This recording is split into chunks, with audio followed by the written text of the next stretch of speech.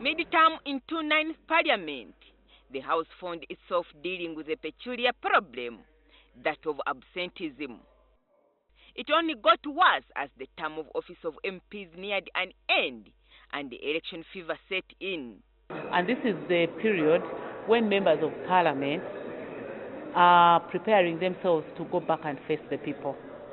So to call members of parliament who are preparing to go back and face the people and tell them to spend time here in parliament is an uphill task.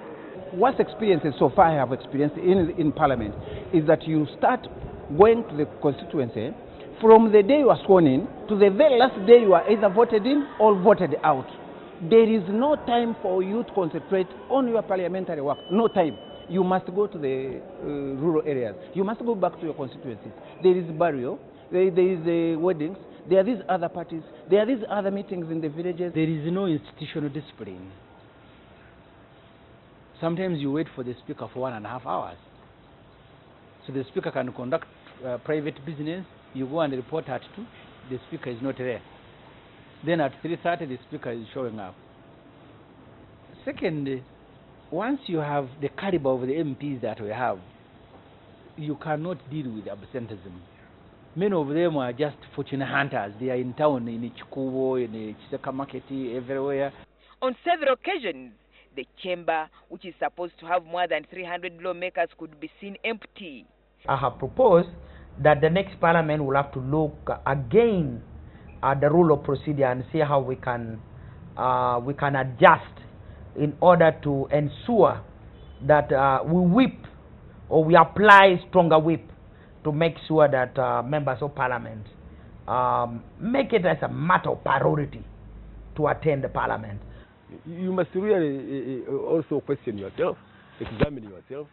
What is it? Why was I elected? You know your role, and I think you should really honor your people, honor the country, and also be responsible that they pay you for doing a job. When members of parliament come here, some of them want to improve their education status. They enroll to study. You see somebody in parliament looking at his or her watch because she's late for the next lecture. Sometimes they approach you as government chief whip when somebody has exams. You cannot say no. Somebody goes to study, and I don't think parliament can make laws that once you're a member of parliament you are not supposed to go back for further studies. If you are given a job of an MP, you are expected to do it to the full. Therefore, I condemn absenteeism, which has been very common in the 9th Parliament. Some people come, sign the book, and go back to do their business. This used to force the presiding speaker to adjourn the House because of lack of quorum. The speaker and the deputy speaker obviously coming up and threatening to take action against absentee members of parliament. Unfortunately, no action was ever taken, which again, does throw issues of credibility of our members of parliament. The speakers are just as helpless as the whip. They cannot whip members beyond the rules of procedure. Member of parliament is free to walk in and walk out. And you cannot, they are honorable members. You are not going to say, excuse me, member, you are not going to get out. The member will say, well, I'm going to the washroom. Now, it is only with school children that you can say, no, you are lying. You are not going to the washroom. At one time, I actually thought that payment of allowances should be based on attendance. So you don't attend, they cut the money. Because I have seen sometimes there is more attendance in workshops where there are allowances than in parliament. So once the MP is here, there will be an allowance. They will go and attend hundreds. The work of parliament that includes passing laws, giving legislative sanctions, scrutinizing government policy and administration, as well as debating matters of national interest, came under threat. Parliament committees were not able to organize in-house meetings and inland travels, yet they form the important part of the legislative process. A report obtained by NTV from sources in Parliament indicates that in the second quarter of 2015-2016 financial year, only the Public Accounts Committee had made one field trip, Finance, Planning and Economic Development 2 trips, while the rest did not. It also indicates that only the Natural Resources Committee had 13 meetings. 3 committees, Presidential Affairs, Education and Sports, and Agriculture had 4 to 5 committee meetings. Others had 2 each, while the committees on government assurances, trade and tourism, and HIV committee did not have any meetings. Sometimes we would find ourselves 4 members out of, say, 20, 5 members out of 20, but you continue to do your work. I chair the Committee on National Economy. I'm also a member on Finance, Planning and Economic Development. On the issue of non-attendance, I think my committee has been very, very okay because all the members have been very, very active.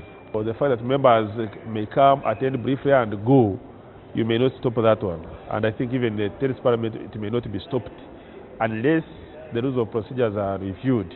When it comes to personal attendance, many MPs dodged committee meetings. Some committee rooms would have 2 to 3 MPs, while others were completely empty. In addition, drinks and snacks are served each time the meetings are scheduled. This is not happening only in the plenary, it's also happening in committees where the attendance is very, very low. As much as we have work in the constituency, we are also expected to effectively represent our people by doing the work that is assigned to us by Parliament. When committees sit, a member earns 50,000 shillings per sitting, the chairperson 60,000, while a deputy gets 55,000 shillings. Both the chairperson and deputy earn a honorarium of 2.6 million and 1.7 million shillings respectively, whether committees sit or not. The 9th Parliament's Park Oversight Committee has been chaired by the outgoing MPs Wadri Cassiano and Alice Alasso, who say they have done their job. Mafabi was more vibrant, and Mafabi made actually the Public Accounts Committee more vibrant and more known. But at least for my tenure, I can speak of it, that while we didn't shout at them, while we interrogated them, we interrogated whatever was presented before us. We took it to the House, and the Hansard has a record of very serious recommendations. There is no report of the Auditor General that the Public Accounts Committee has not considered. And we have on record reports made to the House. Now, when the report gets to the House, it's another issue to get on the order paper and to be considered by the whole House. That's not the job of the Public Accounts Committee. Just as the MPs themselves are proposing, the people outside there who voted these MPs to Parliament also want leaders to strengthen the rules to ensure that attendance is adhered to. In the second part of our series, we shall assess whether the 9th Parliament was independent and what is expected of the 10th Parliament. Agnes Nandutu, NTV, Parliament.